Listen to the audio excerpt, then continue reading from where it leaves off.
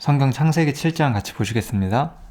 창세기 7장에서는 지금까지 창세기 강론과는 좀 다르게 의미 있는 교훈을 찾는다기보다는 이미 6장에서 노아홍수의 어떤 배경들을 다 이야기를 했던 것 같고요. 7장에서는 이 노아홍수 사건 자체가 신빙성이 있느냐 이런 이야기를 조금 해보도록 하겠습니다. 이것은 이제 믿지 않는 사람에게 성경이 사실이다 이것을 증명하기 위한 것은 아니고 성경의 신빙성을 우리들이 어떻게 받아들여야 하고 또 이제 어떻게 적용해서 사람들에게 우리가 성경을 소개할 수 있는 기회가 됐을 때 어떠한 관점을 우리가 가지고 있어야 되느냐 아마 그런 얘기를 할 것 같습니다. 이거는 어떤 굉장한 교훈적인 이야기가 있진 않고 좀 이 모세오경, 특히 창세기 이것을 우리가 어떻게 봐야 할 것이냐에 대한 이야기라고 보실 수가 있을 것 같습니다. 창세기 7장을 그냥 일단 내용을 요약을 해보면 짐승들이 암수 짝을 이뤄서 방주에 들어가는 내용이 있죠. 그 중에서 이제 정한 짐승들은 7쌍 정도 그 이야기는 8장에서 한번 다시 다뤄보도록 하겠습니다. 그 다음에 노아 8 식구가 방주에 들어갔고 40일간 대홍수가 발생을 했고 150일 동안 물이 세상을 뒤엎은 그런 이야기가 나오고 있죠. 좀 상상하기가 어려운 내용들, 그죠? 이런 이야기들이 창세기에 쭉 기록이 되어 있습니다. 이 문제에 대해서 이제 사람들은 특히 이제 비판적인 사람들, 성경에 대해서 어떤 불신을 가지고 있는 사람들, 그리고 불신하길 원하는 사람들은 이런 일이 정말 과학적으로 있을 수 있느냐, 그런 어떤 점에서는 참 쓸모없는 질문을 하기를 좋아하는 사람들도 있죠. 그런 분들에게 우리가 그런 질문을 우리가 받을 때 어떤 답을 하는 게 좋을까? 그런 이야기를 해본다고 생각하시면 될 것 같아요. 창세기를 어떻게 봐야 되는지를 그래서 좀 정리를 해보겠습니다. 이 이야기의 이제 핵심은 구약성경이 과연 믿을 만한 책이냐 이건데요. 구약성경을 우리가 어떻게 믿을 만한 책으로 볼 것이냐 이거에 대해서 우리가 구약성경이라는 책이 어떻게 정립이 됐는지 그것을 좀 설명을 드려보겠습니다. 구약성경은 이제 우리 성경 중에 에스라라고 하는 성경이 있어요. 이스라엘이 멸망하고 나서 이제 식민 상태에 있을 때 굉장한 성경 학사 한 명이 하나님께서 보내주셨고 그 사람 이름이 에스라죠. 에스라는 이제 성전을 재건하는 임무를 맡았던 사람인데 그 일을 하면서 그 성경들을 모으고 정리를 했죠. 그래서 학사 에스라에 의해서 구약 성경이 정립이 되었다라고 우리가 일반적으로 보고 있습니다. 이것은 저의 이야기가 아니고 모든 사실 구약 성경 학자들이 보편적으로 인정을 하고 있는 내용이죠. 좀 특이한 생각을 가진 사람들이 아니라 여러 사람들이 당연하다고 생각하고 있는 측면인 거죠. 그래서 일단 구약 성경이라는 건 어떤 것이냐? 에스라라는 사람이 고대에 이스라엘 민족에 있었던 그 하나님과 관련된 기록들을 모으고 편집을 한 거죠. 그래서 그 성경들을 모아서 39권이 완성이 됩니다. 구약 성도라기보다는 이스라엘은 그 책을 24권으로 정리를 했는데요. 예를 들어서 열왕기 이런 책이 있죠. 근데 이제 그런 책들을 좀 개신교에서는 기독교에서는 좀 더 이렇게 좀 세분화시켜서 열왕기상, 열왕기하 이런 식으로 나눴죠. 그래서 어쨌든 동일한 책을 이스라엘은 24권으로 보고 우리 기독교 세계에서는 39권으로 봐요. 그래서 구약 성경 어쨌든 39권의 내용이 정립이 됐습니다. 이거의 정립 과정에 대해서도 한번 설명을 드려볼게요. 그 다음에 이제 구약 성경이 이렇게 정립이 됐고 이것이 과연 하나님의 말씀으로 인정받을 만한 것이냐 라고 생각할 때 가장 확실한 답은 예수님이 구약 성경을 있는 그대로 인정하셨다는 게 가장 중요한 거예요. 이거보다 중요한 것은 없습니다. 우리가 성경의 신빙성을 말할 때 예수님께서 구약 성경을 그대로 인정했다는 거, 그거보다 확실한 것은 없어요. 왜냐하면 예수님은 하나님의 자신이기 때문에 우리는 성경의 신빙성을 논할 때 근본적으로 신약 성경의 신빙성을 먼저 봐야 되고 그 다음에 구약 역시 믿을 만한 것이라고 보기가 편합니다. 왜냐하면 우리는 이스라엘 민족이 아니기 때문에. 그리고 우리가 구약 성경의 신빙성을 추적해도 동등한 결과를 얻을 수가 있죠. 초대교회도 마찬가지로 구약 성경을 그대로 인정을 했죠. 이 부분을 먼저 생각을 하면 됩니다. 그럼 이제 구약 성경에는 여러 가지 책 중에서 사실 모세오경이 얼마나 신빙성 있는 책인 것이냐가 가장 중요한 건데요. 왜냐하면 모세오경 이후로는 그 당시대, 그 기록자 당시대의 사람이 그것을 기록을 했기 때문에 뭐 어느 정도는 다 대부분 역사 중심의 기록을 하고 있잖아요.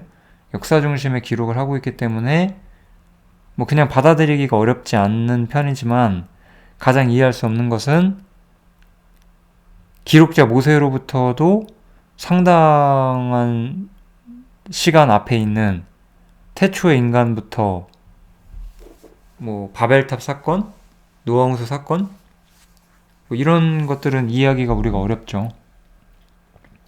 그래서 이 모세오경 그리고 창세기 이것을 이제 어떻게 봐야 하느냐가 가장 중요한 건데 일단 그럼 모세오경을 쓴 모세라는 사람에 대해서 우리가 생각을 해보면 모세는 이제 하나님께 부름을 받아서 이스라엘 민족을 애굽에서 구원하는 그러한 역할을 맡았던 사람이죠.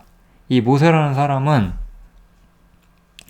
하나님의 말씀을 받아 기록한 사람으로서 성경에 나오고 있어요. 그래서 기본적으로는 모세오경, 창세기, 출애굽기, 레위기, 민수기, 신명기는 모세 사후의 일부 다른 후임자, 뭐 예를 들면 여호수아 같은 사람이겠죠?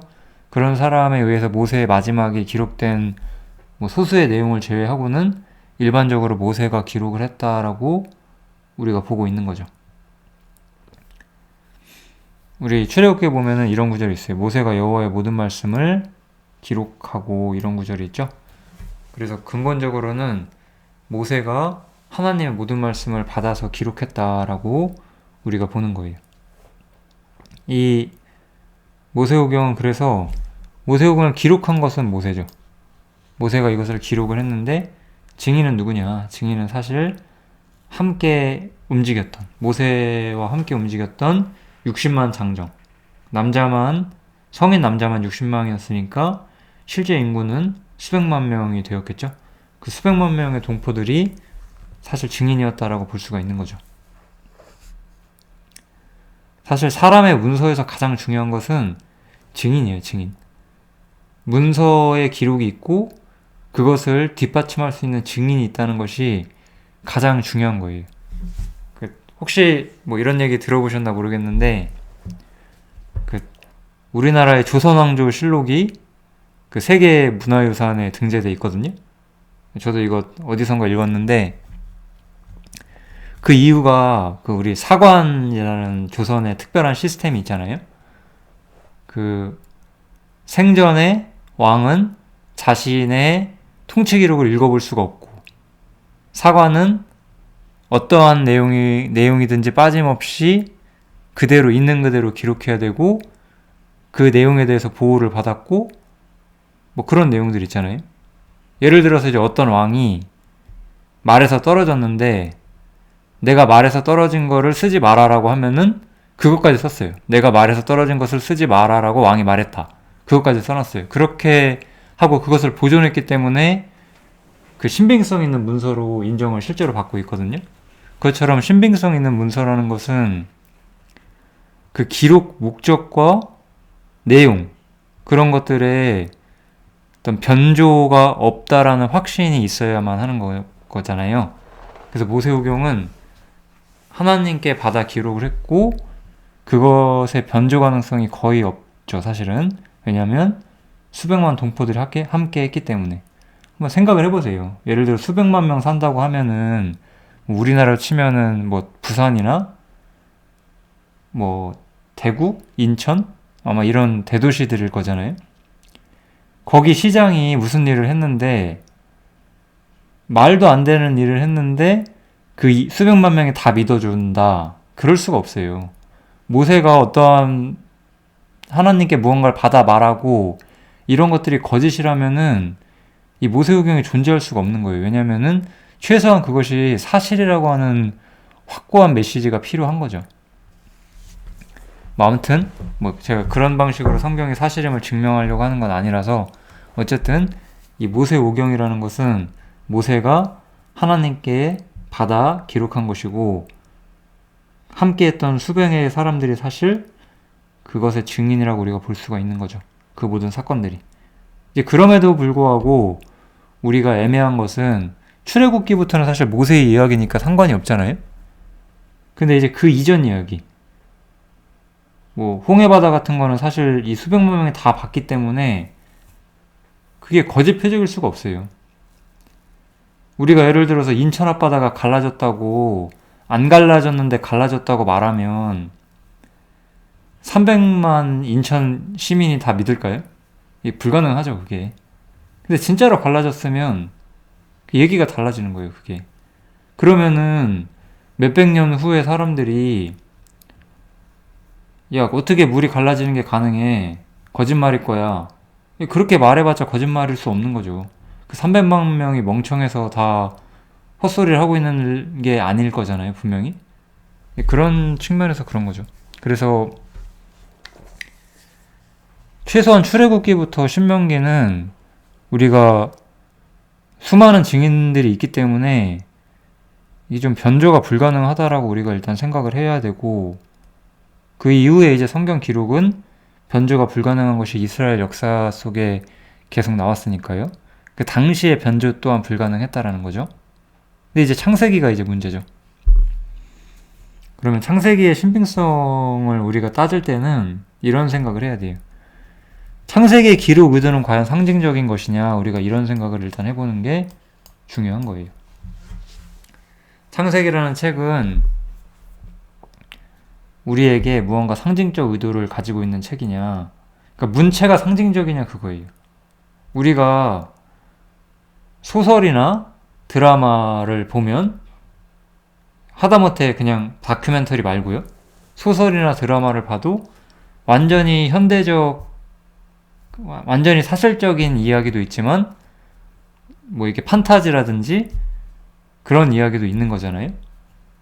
그럼 창세기의 기록 의도는 최소한 사실에 기반한 의도를 가지고 있느냐, 상징적이냐라고 했을 때 굉장히 사실에 기반한 의도를 가지고 있죠. 출애굽기와 혹은 다른 역사서들과 기록하는 문체의 차이점이 거의 없죠. 처음부터 기록 의도는 사실을 기록하고자 하는 데 목적이 있는 책이었다라는 거죠, 최소한. 그래서 성경 비평가들은 이런 문제 다 따져봤어요. 창세기 속에는 시나 비유나 예언이 있는가, 뭐 이렇게 야곱이 자기 12자식에게 예언을 하고 이런 건 있는데 그냥 그 예언했던 사실을 팩트로 말을 하는 거잖아요, 예언의 내용을. 성경 자체가 뭐 이사야나 예레미야처럼 예언적 메시지를 가지고 있는 게 아니잖아요. 시편 같은 어떤 문체를 통해서 무언가를 드러내고자 하는 의도가 있는 것도 아니고 비유적 의도가 있는 것도 아니고, 근본적으로 창세기의 신빙성은 그것이 사실을 어쨌든 기록하고자 하고 있다, 여기에 달려있다는 거예요. 사실을 기록하려고 하는 것에 가장 중요한 목적을 가지고 있다, 그렇게 생각을 해주시면 좋을 것 같습니다. 그리고 같은 맥락에서 만약에 창세기 1장부터 11장이 사실이 아니라면은 이것이 다른 성경들의 진실성, 그리고 신학적 의미, 교훈 이런 것과 일치될 수 있느냐라는 건데 그게 불가능한 거죠. 왜냐면 이 창세기 1장부터 11장이 만약에 사실이 아니면 로마서 이런 게 완전 다 박살이 나버리거든요. 그러면 기독교 완전 기독교가 사라지게 되는 거예요. 그러니까 창세기를 비유로 보면 이게 말이 안 되는 거예요. 성경 자체가.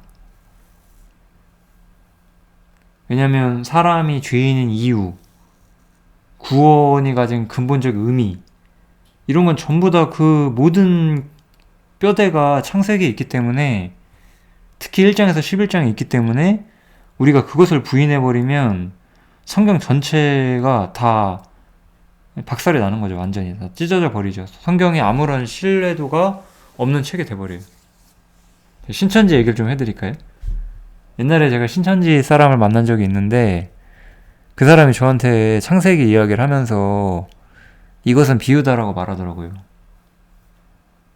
그러니까 현대 기독교인들이 신천지에 넘어간다는 건 이제 어처구니가 없는 거예요.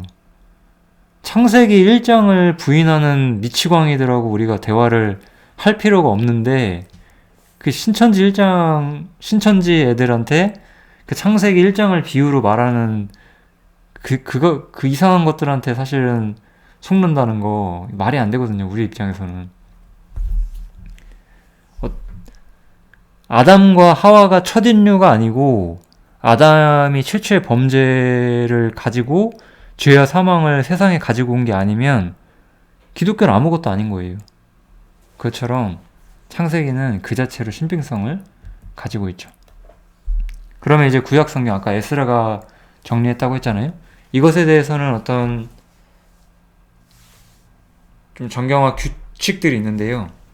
근본적으로는 이 모세오경과의 연결성이 있어야 된다라고 봐요. 그 다음에 에스라 이후의 기록은 인정되지 않는다라고 봐요. 구약 이스라엘 사람들은 에스라 이후에는 영감받은 선지자가 없었다라고 인정하고 있거든요. 그래서 에스라 이후의 기록은 일반적으로 인정되지 않고, 제가 에스라 이후의 기록 하나 보여드릴게요. 조금 이따가. 어쨌든 그 기록은 인정이 되지 않고 있습니다. 인정되지 않는 이유를 볼 거예요. 조금 이따가. 그 다음에 언어적으로는 히브리어로 기록돼야 하고, 지리적으로는 팔레스타인 지방에서 기록이 되어야 한다라고 보고 있어요. 이 모든 것들에 그리고 사실 신적 권위가 있습니다. 이 신적 권위는 우리가 믿는 사람들이기 때문에 우리는 그것을 보면서 충분히 아마 저는 느낄 수 있다라고 생각을 해요. 이 성경의 신적 권위, 이걸 자증 능력이라고 하는데, 자증 능력이에요. 자증 능력. 이것만큼 중요한 건 없어요. 왜냐면 성경은 사실 믿는 사람한테는 그 진실함이 의심되지가 않는 책이기 때문에 그런 거예요. 예, 그래서 아까 제가 외경과 위경에 대해서 한번 이야기를 해볼게요. 성경에는 이 39권에, 그리고 신약 성경은 27권의 정경이라는 것이 있고, 그 영감과 권위가 인정된 책인 거예요. 그 외에 성경으로 인정되기에는 조금 애매한 책들, 그래서 배제된 책들을 우리가 그 스타일에 따라서 외경 혹은 이제 위경이라고 부르죠. 위경은 사실 상당히 오류가 많기 때문에 뭐 이따 읽어보시면 알아요. 외경은 이런 오류들이 있어요. 여기서 말하는 지리적 연대적 오류들이 있고, 어쨌든 미신과 거짓, 그리고 우상숭배를 조장하는 그런 것도 있고요. 구원교리도 기독교의 근본 구원교리와 다르죠. 사실 예를 들어 구약성경 39권을 본다고 행위를 주장하는 구원교리가 나오는 게 아니거든요. 왜냐하면 예수님이나 사도 바울이나 사도 베드로는 전부 구약성경을 이용해서 믿음으로 말미암아 의를 주장을 하거든요. 그러니까 구약성경을 본다고 행위를 주장하는 구원교리가 나오는 게 아니에요. 근데 외경과 이경은 이렇게 결론을 내버리는 거죠. 도덕적으로도 잘못된 관점들을 가지고 있고, 외경은 특히 신구약 중간기, 아까 제가 앞장에서 말씀드렸죠. 에스라 이후의 기록은 인정이 되지 않고 있는데, 신구약 중간기라고 하는 것은 에스라 이후 BC 400년, 기원전 400년부터 예수님 오실 때까지의 시대를 말하는데, 이 신구약 중간기의 유대교 사상에 반영이 되어 있고, 이것은 구약 성경이 말하는 것과도 사실 100% 일치를 안 해요. 그래서 이런 것들이 있는 게 외경과 위경입니다. 그것 말고 이제 이 성경 자체, 이 정경으로 인정된 책들은 이 자증 능력을 갖고 있어요. 증거한다는 말이죠. 스스로 스스로의 진실됨을 증거하는 책이라는 거죠. 그래서 성경 자체가 가진 그 근원적 권위를 말하는 거고, 그렇기 때문에 교회나 전통이 성경에게는 필요치가 않아요.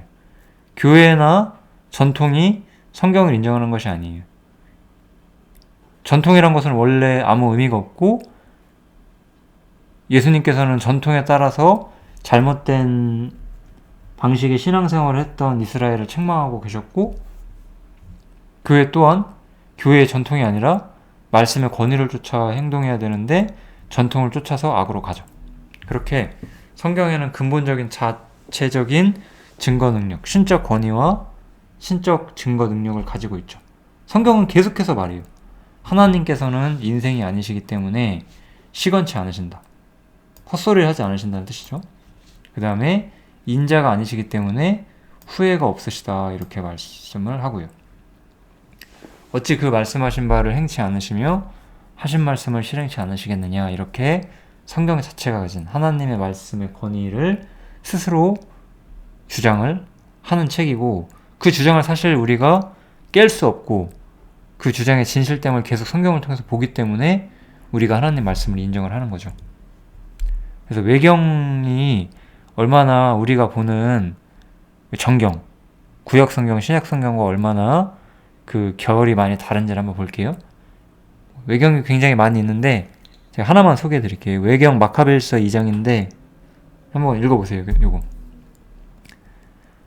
아브라함은 시련 가운데서 믿음을 지켜 그것이 그의 의로움으로 인정받지 않았느냐. 어떠세요? 이게 로마서랑 너무 다르잖아요, 결이. 로마서랑 결이 굉장히 다르죠. 신학적 일치성이 없어요, 이런 문장 자체가. 그러니까 배제가 되는 거예요. 로마서에서 말하는 바울이 아브라함을 말하는 그 아브라함의 믿음의 핵심, 아브라함이 하나님을 믿으며 이것을 그의 의로 여겼다, 그것과 완전히 결이 다른 거죠. 배제될 수밖에 없는 거예요. 두 번째 구절 한번 보세요. 엘리야는 율법에 대한 불타는 열심 덕분에 하늘로 들려 올라갔다. 미쳐버리겠죠, 그죠? 이게 아닌 거죠. 우리가 딱 보면은 뭐지? 이게 뭐지? 약간 이런 생각을 하잖아요. 이상한 거예요. 배제가 되는 거예요. 그래서 세 번째 구절은 더 기가 막히죠. 이건 이제 사실 유대인에게 하는 말이에요. 외경이라는 것은 신구약 중간기에 쓰여진 거기 때문에 너희는 율법을 지키는 이들을 모두 모아 너희 결의 원수를 갚아야 한다. 안 맞잖아요. 도덕적 교훈도 안 맞잖아요. 이민족들에게 복수라고 율법에 명령하는 것을 잘 지켜라. 이게 안 맞잖아요. 그죠? 그러니까 배제가 된 거예요. 여러 가지 이유로 이렇게 외경은 배제될 만한 이유가 있어서 배제가 된 겁니다. 그래서 신적 권위 자체가 없기 때문에 버려진 거죠. 이런 건 그런 거예요. 우리 사람의 어떤 그 무언가를 확인할 수 있는 사람의 어떤 본성적 능력에 대한 우리가 믿음을 가지고 있어야 돼요. 왜냐면 우리가 못 먹는 거 입에 넣으면 바로 뱉거든요. 신기하잖아요, 사람이 그런 거 보면. 하다못해 우리 뭐 머리카락 같은 게 음식에 들어가 있으면 엄청 바로 느끼잖아요. 직감하잖아요. 뭐가 있다. 식물이 아닌, 먹을 수 있는 아닌 무언가가 있다 딱 느끼잖아요. 그것처럼 이 하나님의 사람들이 말씀을 읽을 때 거짓된 글을 보면 그것의 거짓됨이 굉장히 거슬리는 거죠. 그런데 그런 걸 따른다? 그런 사람들은 그러니까 이상한 사람들인 거예요. 왜냐면 제가 딱 들으면 창세기 1장을 부인하는 기독교는, 아니 뭐라고 해야지 하죠? 신앙 공동체는 진짜 말이 안 되는 공동체거든요, 근본적으로. 신천지한테 제가 절대 낚일 리가 없어요. 신천지가 저한테 1년을 설득해도 저는 신천지에 절대 속지 않을 거예요. 100년을 설득해도 저를 속일 수 없겠죠. 왜냐면 창세기 1장을 부인하는데. 그런 거죠. 이런 구절을 보면 우리가 의구심이 들죠. 뭐지? 이거는 내가 보던 로마서와 다른데? 이게 그런 생각이 드는 거예요. 그러니까 제거가 되는 거죠. 위경 베드로 복음도 볼게요. 이거는 이제 바리새파를 바리사이라고 해놨네요. 율법학자, 바리새이, 원로들이 모두 한자리에 모여 있었다. 모든 백성이 투덜대고 각자 가슴을 치면서 이 죽음으로 이처럼, 예수님의 죽음 말하는 거죠. 예수님의 죽음으로 이처럼 강력한 징표들이 나타났으니 그 사람이 얼마나 정의로운 분이었는지를 보라라고 말하는 소리를 들었다. 우리가 마태, 마가, 누가, 요한복음을 보면 이런 분위기 느낄 수 있나요? 이런 분위기 없었어요. 대부분의 백성들이 예수님을 거절하는데 사실 동의를 했죠. 예수님을 믿었던 제자들이나 마리아 같은 아주 소수의 믿음의 사람들만이 끝까지 예수님의 편에서 섰고, 그럼에도 자신들의 신앙을 부인했는데 무서워서 이런 장면이 안 나오잖아요. 그러니까 팩트가 약간 조작이 돼 있다는 거죠. 그러니까 이것은 베드로복음을 인정해버리면 마테마가, 누가, 요한복음이 거짓말이 되는 거잖아요. 그럴 수가 없는 거예요. 그러니까 이런 책들도 역사적 사실과 다르기 때문에 배제가 된 거죠. 이런 게 성경인 거예요. 성경은 이렇게 배제되고, 이렇게 모여지고, 올바른 것들이 모여지고, 잘못된 것들이 배제되고, 이런 식으로 정리가 된 거죠. 그래서 이제 노아홍수 같은 이런 엄청 압도적인 창세기 1장부터 11장까지의 사건에 대해서 우리가 증거를 말할 때 모든 우리 현대인들이 인정할 만한 명확한 과학적 혹은 역사 고고학적 증거는 존재하지 않는다고 보는 게 아마 좋을 거예요. 인터넷에서 보시면 노아 방주가 아라랏산에 있는데 그 아라랏산에서 그 노아 방주 파편을 찾았다는 뉴스도 나오고, 그것이 이제 조작이라는 뉴스도 나오고, 정신 사나워요. 그러니까 이 문제의 핵심은 우리가 이것이 정말 있다라고 말하는 사람들이나 없다라고 주장하는 사람들이나 둘 다 확실하게 믿을 수가 없다는 거예요. 이런 게 사실 중요한 거죠. 우리 되게 좀 슬픈 얘기인데 이런 거 있어요. 어떤 사람이 병원에서 치료를 받다가 수술을 받다 죽어요. 근데 유가족들이 이거 의료사고가 분명해 보이는데 입증하기 정말 쉽지 않거든요. 그죠?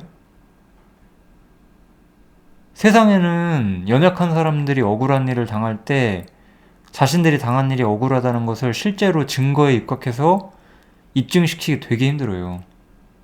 그리고 세상 법도 그런 사람들 말을 들어주지 않잖아요. 불행한 일이고 슬픈 일이지만요.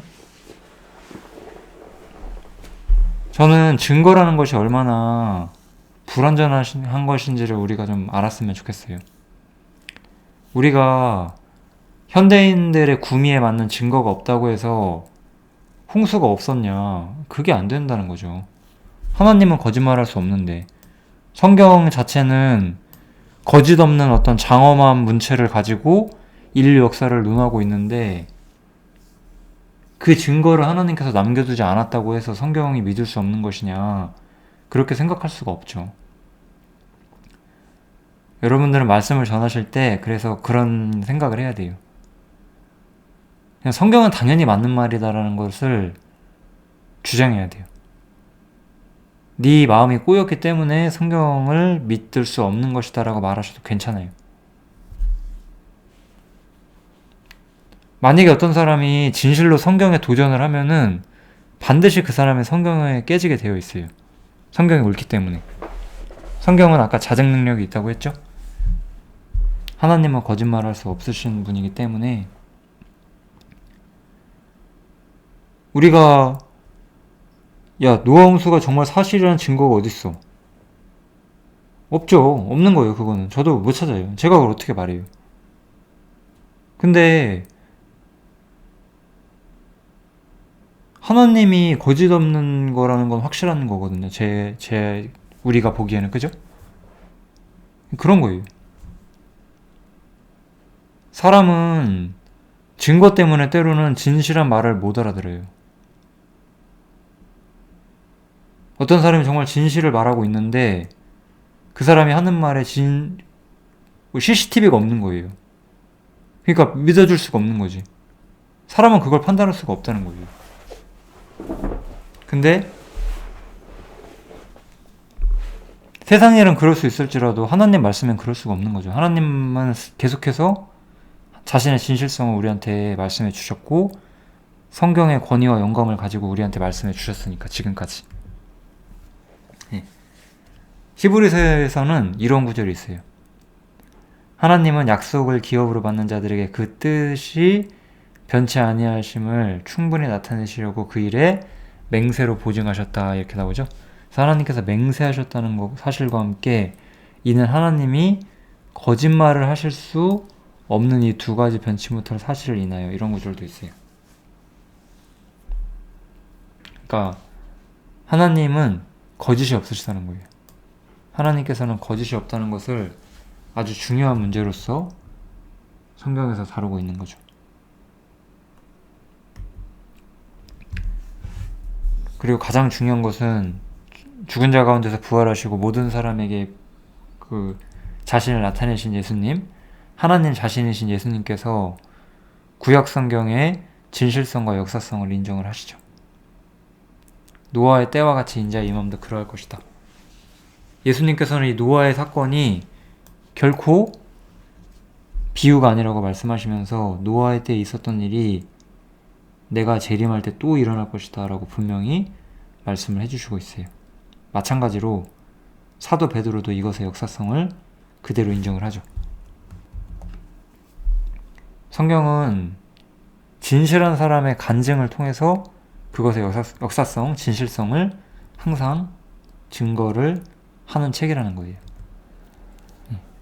예수님께서는 이런 말씀을 하신 적이 있어요. 요한복음 7장인데요. 내 교훈은 내 것이 아니요 나를 보내신 이의 것이니라, 이렇게 말해요. 여기서 우리는 굉장히 중요한 단서를 볼 수가 있어요. 사람이 하나님의 뜻을 행하려고 하면은 이 교훈이 하나님께로서 왔는지 내가 스스로 말하는지 알 것이다 라고 말해요. 즉 이것은 어떤 사람이 하나님의 뜻을 진실로 행하려 하면, 진짜 하나님의 말씀을 따르고자 하면 예수님이 가르치시는 것이 하나님에게서 온 건지 아니면 예수님이 거짓말하는 것인지를 정말 스스로 알 수 있을 것이다, 이거죠. 그러니까 사람이 진실로 하나님의 뜻을 행하려 하면 예수님을 받아들이게 될 것이다 라고 말씀을 하시는 거예요. 그래서 우리가 이 이야기의 좀 결론을 살펴보면, 즉 예수를 거절한다는 건 어떻게 되는 거예요? 이 교훈이 하나님께서 왔는지 내가 스스로 말하는지 알게 될 거니까 예수를 받아들이는 사람은 하나님을 받아들이고 예수를 거절하는 사람은 하나님을 거절하는 사람이 되겠죠. 마찬가지로 이 교훈은 이제 이 성경의 문맥을 보면은 너희가 나를 믿지 않으면 너희가 모세의 말도 안 믿는 것이다 라고 예수님이 말씀하시거든요. 그래서 예수를 거절하는 사람은 사실 성경도 거절하는 사람과 동일하다는 거죠. 그리고 성경의 진실성을 거부한다는 것은 예수님을 거절하는 것이고 예수님을 거절하는 것이니까 하나님을 또한 거절하는 것과 똑같다, 이거죠. 이런 것이 바로 성경의 권위라는 거예요. 하나님, 예수님, 그리고 성경.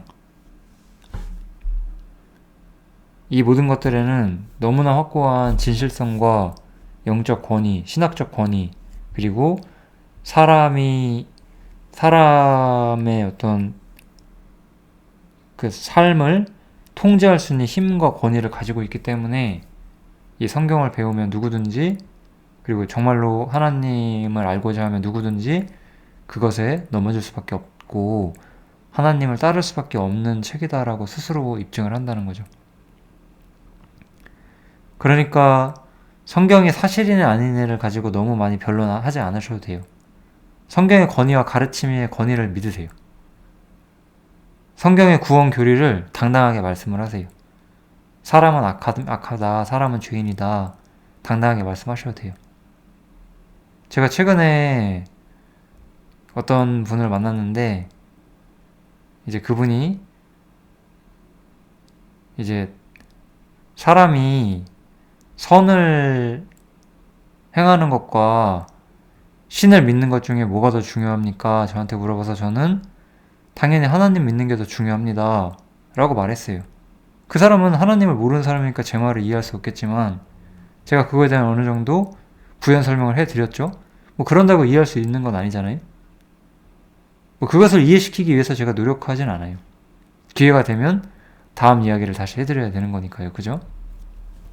왜냐면 사람은 영원하지 않고 우리의 선행도 영원하지 않고 우리의 선행이 우리의 악을 덮지 못한다. 이런 근원적인 우리가 가진 죄와 구원에 대한 우리의 믿음과 우리의 신앙 고백대로 얘기한 거예요, 저도.